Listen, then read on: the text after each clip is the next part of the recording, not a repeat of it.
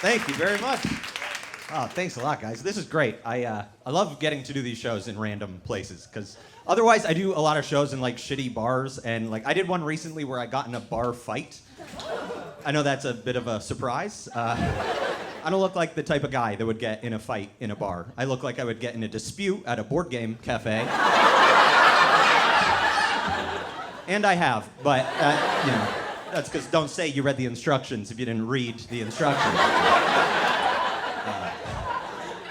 But I got in this real bar fight. This is what happened. There was a drunk guy that was in the front row, and he was heckling, and he heckled this one comic, and then she made fun of him. She roasted him, and he was so angry about that, he went to the back of the room. There was a table that all the comics had left their stuff at. He looked for her jacket, and then he dumped a glass of beer all over it. And I knew I had to say something, right? Because number one, that's really rude and aggressive, and comedy can already be a pretty hostile industry for a lot of women. I'm not gonna stand there and let him make it harder. And number two, it was actually my jacket. Yeah, and the worst part is her jacket was right beside it. So he saw both of them, and he's like, well, clearly this is the women's jacket. Look at that elegant silhouette, sploosh. But it didn't matter because I knew what he was trying to do. So I went up to him and I was like, hey, I saw what you did to her unisex jacket. That I think would look cool on anyone, to be honest. It's very breathable. It transitions well from day to night. It's a great jacket. I was like, that was really rude. You're not enjoying yourself and you're ruining the show for everybody else. Why don't you just go? And then he took that in and he processed it, and then he headbutted me in the face. Yeah, that was his opening move. I don't know if you've ever been headbutt before, but it's pretty jarring, I would say. I was like, I don't know what to do right now. I was thinking if I had to fight this guy, maybe I would try to punch him in the face. But now he's punching himself in the face with my face. I hope he knocks himself out with my body. That's all I could hope. And so this is what I did. I didn't know what to do. I was confused, so I just pushed him back. And then he dropped his crutches. And don't forget you're on my side with this fight, all right? Don't give him sympathy. He attacked me. I didn't even push him that hard, all right? Like, he didn't even fall over. He just stumbled a little. And then he started walking back towards me somehow. I was like, how are you walking right now, Wolverine? Are you healing? That's not good. That's not a good sign when you're fighting someone and they're getting less injured as you fight them. And so he just came back and punched me a few times. I didn't hit him again. I just blocked, and then people had to pull him off of me. Yeah, it's pretty embarrassing. So I just put on her jacket and left.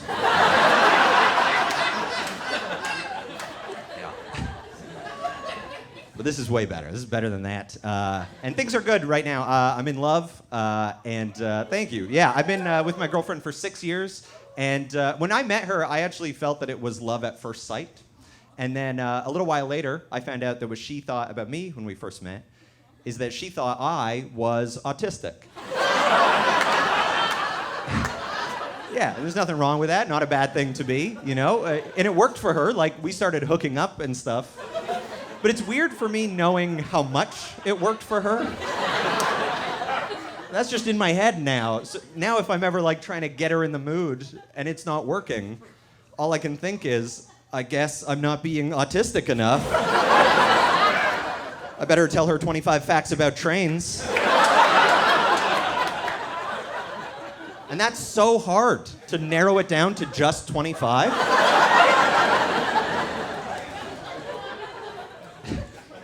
But we did have a bit of an incident recently. I was a bit nervous about this. We had an accident, and I had to go get us some Plan B for the accident. You know, we're all on the same page.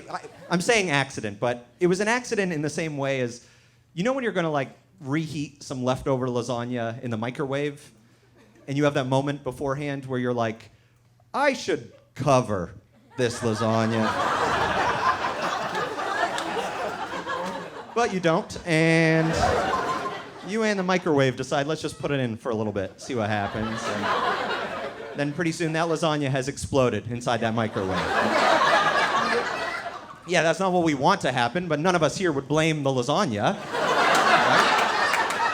Right? Because it's just really warm in there, and especially without that cover, it can just really feel the microwaves. So you're just stuck standing there like, I don't know how this happened. I only put it in for 2 minutes. That's not on me. That's a really powerful microwave. That's what that is. Really tight door on that microwave. So yeah, that's the kind of accident we had. And I went to go get us Plan B right away. I went to the pharmacy. This was in Canada. You have to go up to the pharmacist and ask. And so I did. I said, could I please have some Plan B? And then she goes, oh yeah, I can give you some Plan B, or I can give you the no-name brand. It's like $30 cheaper, and it's basically the same thing. And I was like, no, thank you. I'm pretty sure I'm in enough trouble as is, actually. I'm not going to double down on this one. This is one time where brand recognition is very important. Are you kidding me? Can you imagine if I went home with the off-brand version? Don't worry, babe. She said it's like basically the same thing. I was like, if you sell me that, you're going to have to come home with me and explain to her that they're the same, because I don't have a lot of credibility right now. I just ruined her microwave.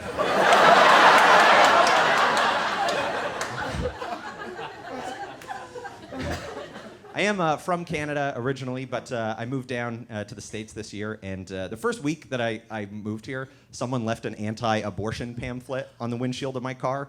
I guess they saw my beat-up baby blue Toyota Yaris and thought, this guy fucks.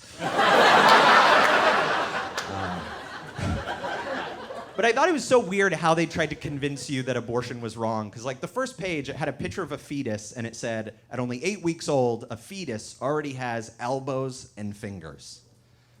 Like, is that supposed to pull on the heartstrings? Cartilage? Is that cartilage? Is that what you're using? That's such a weird milestone to pick, right? But then I thought about it a little more, and I was like, well, it was probably written by a Republican, so they were probably thinking, well, if it can hold a gun, that's a person. Give him a little one. He can join our militia. Let's go. But then the next thing, it talked about this idea called infant damnation, which is also my favorite metal band. And it's this religious idea, right? And basically they were saying that abortion is wrong because when you have an abortion, God sends the baby to hell. And yeah, I don't know if that convinces me that abortion is wrong. I feel like that just proves that God doesn't want to hang out with this kid either.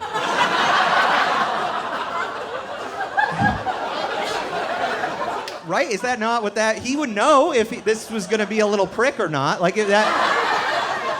if he thinks that's where he should be, that's probably where he should be. That woman is doing God's work. Like, she had a sinner inside of her, and she sent it to hell. That's an exorcism. That's what that is. That's an exorcism. That implies every time someone has an abortion, God is like, hey, thanks for the assist. But it does make it weird, because I guess I realize they can't really say they can't say it goes to heaven, because then you'd want to do it even more. Right? Like, that's where everyone's trying to be, is if you could send your baby, right? That's like giving your baby the golden buzzer on America's Got Talent.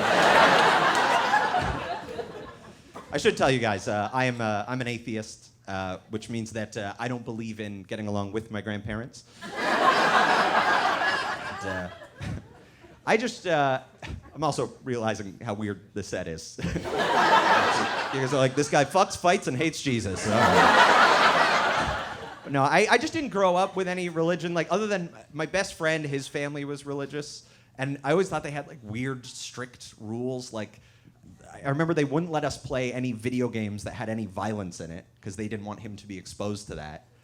But then they would force him to read the Bible, as if nobody gets killed in that.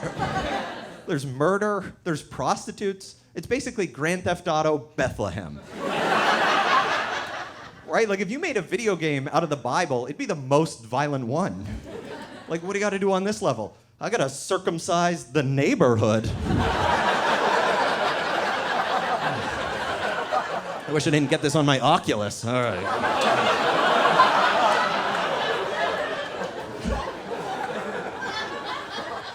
But I don't want to make fun of anybody's beliefs, except for this one that I'm about to.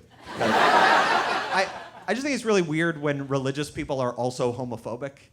That's right, yeah, it's a strange combo. You'll hear like a Christian that'll be like, homosexuality is unnatural. It's like, first of all, I don't think it is. But you know what is unnatural? Resurrection. Walking on water. Multiplying fishes, whatever that means. Jesus did all of that. Are you telling me that if there was a chapter in the Bible where Jesus kissed another man on the mouth, you'd be like, whoa, this book just got crazy? Thank you very much, everybody. You guys have been great.